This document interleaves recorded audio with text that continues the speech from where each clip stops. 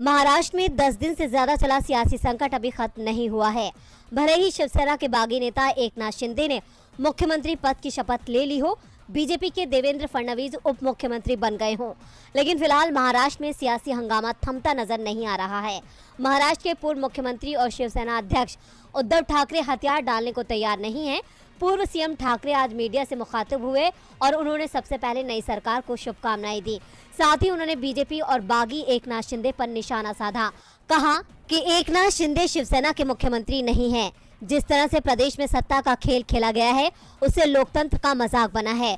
मतदाताओं को अधिकार होना चाहिए कि वे जरूरत पड़ने पर उन लोगों को वापस बुला सके जिन्हें वोट दिया है। मुझे सीएम की कुर्सी जाने का दुख नहीं है, लेकिन मेरी पीठ में खंजर भोंका गया है।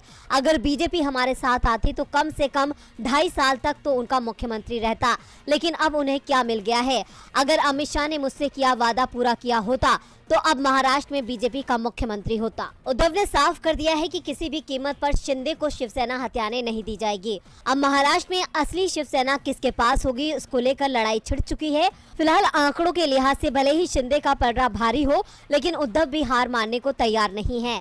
महाराष्ट्र में 3 और 4 जुलाई को विधानसभा का विशेष सत्र बुलाया गया है। 2 जुलाई को स्पीकर के चुनाव के लिए नामांकन दाखिल किया जाएगा, जबकि 3 जुलाई को मतदान होगा। फ्लोर टेस्ट 4 जुलाई को होगा। खबरों के मुताबिक सुधीर मुनगंटीवार और बीजेपी के प्रदेश अध्यक्ष चंद्रकांत पाटिल का नाम स्पीकर की रेस में आगे चल रहा है।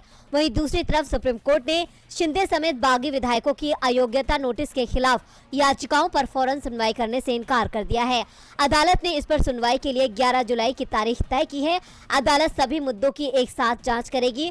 अब शिंदे महाराष्ट्र की सत्ता में भी आ चुके हैं।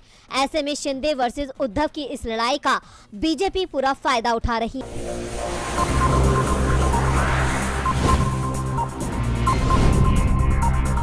बिहार में भले ही बीजेपी जेडीयू से ज्यादा ताकतवर हो गई हो, लेकिन अकेले दम पर सत्ता में आना उसके लिए बेहद चुनौतीपूर्ण है। पार्टी हमेशा नीतीश को अपनी बैसाखी बनाकर सत्ता का सफर तय करती आई है। अब इसे राजनीतिक गलियारों में मजबूरी भी कहते हैं और कमजोरी भी।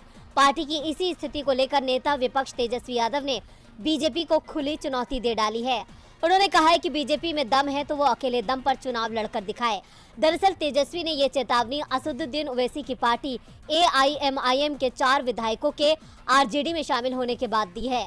उन्होंने कहा है कि आरजेडी के लिए शुभ संकेत है कि विपक्ष में रहते हुए भी दूसरे दल के विधायक हमारे साथ आ रहे हैं, क्योंकि बीजेपी के पास आधार नहीं है।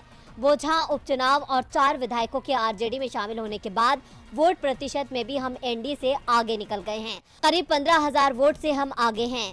सीमांचल में भी हम मजबूत हुए हैं। हम जल्द ही वहां का दौरा करेंगे, आरजेडी को मजबूत करेंगे। अब तेजस्वी यादव जोरदार हुंकार भर रहे हैं और ऐसा करना भी लाजमी है, क्योंकि बिहार में आरजेडी की ताकत लगातार बढ़ती जा रही है, जबकि बीजेपी के पास जाने से नेता कतरा रहे हैं। यहाँ तक कि जेडीयू के नेता भी इशारों ही इशारों में बीजेपी को घेरते नजर आते हैं। पिछले दिनों तो नीतीश की नाराजगी की खबरें भी सामने आ रही थी। हालांकि उन्होंने खुलकर इस बारे में कुछ नहीं कहा, मगर इस बात से हर कोई वाकिफ है कि जेडीयू और बीजेपी में मनमुटाव गहराता जा रहा है, जो सत्ता के लिए संकट साबित हो सकता है।